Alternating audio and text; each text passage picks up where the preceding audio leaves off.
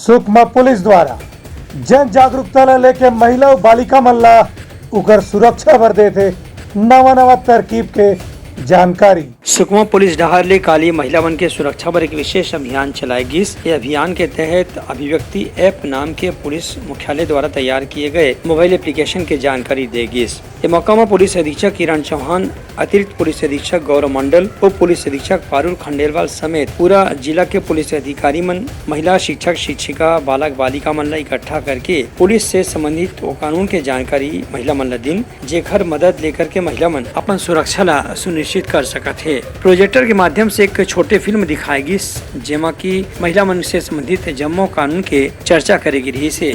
एमा बाल विवाह, मानव तस्करी, पॉक्सो कानून, साइबर अपराध, घरेलू हिंसा, नशा से निजात, गुड टच, बैड टच और स्वास्थ्य संबंधी नियम के संगे संग यातायात के नियम भी शामिल रही से। महिला मन ला बताएगी कि यदि मन ला कोई भी किस्म के समस्या कहीं सार्वजनिक स्थान में आथे तो मन पुलिस द्वारा दिए गए हेल्पलाइन नंबर में फोन करके अपन परेशानी ला बता सकत है, जेकर ले पुलिस तत्काल मौका में पहुँच के महिला मन के सुरक्षा बर आवश्यक प्रयास करही। ब्यूरो रिपोर्ट, उत्तलंगा न्यूज।